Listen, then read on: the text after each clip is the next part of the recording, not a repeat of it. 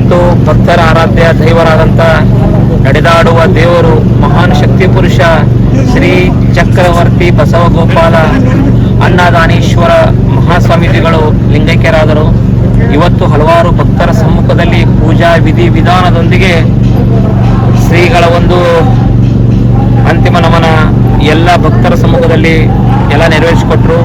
ಎಲ್ಲ ಶ್ರೀಶೈಲ ಜಗದ್ಗುರುಗಳು, ಎಲ್ಲ ಪರಮ ಪೂಜ್ಯರು ಎಲ್ಲರ ಒಂದು ಸಮ್ಮುಖದಲ್ಲಿ ಇವತ್ತು ಅಂತಿಮ ನಮನ.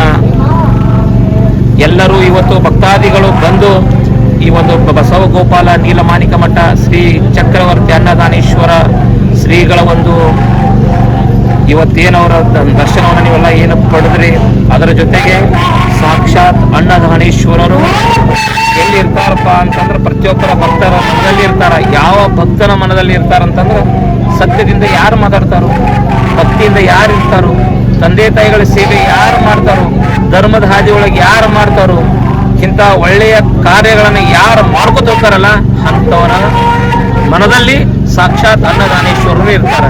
ಸತ್ಯದ ಮಾರ್ಗದಲ್ಲಿ ಹೋಗ್ರಿ, ಧರ್ಮದ ಹಾದಿ ಹಿಡ್ಕೊಂಡು ಹೋಗ್ರಿ.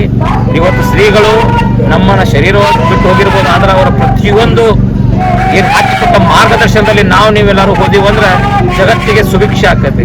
ಅದಕ್ಕೆ ದೇವಾನುದೇವತೆಗಳ ಆಶೀರ್ವಾದದಿಂದ ಎಲ್ಲ ಭಕ್ತಾದಿಗಳು ಬಂದಿರಿ.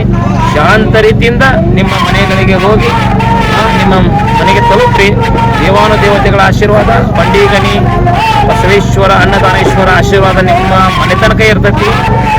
ಅನ್ನದಾನೇಶ್ವರ ನಿಮ್ಮ ಮನೆ ಎಲ್ಲವನ್ನ ಕಾಪಾಡ್ತಾನ, ರೋಗ ರುಜಿನ ಬರಲಾರ್ದಂಗೆ ಕಾಪಾಡ್ತಾನ ಅಂತೇಳಿ ಎರಡು ಮಾತಿಗೆ ವಿರಾಮ ಕೊಡ್ತೇನೆ.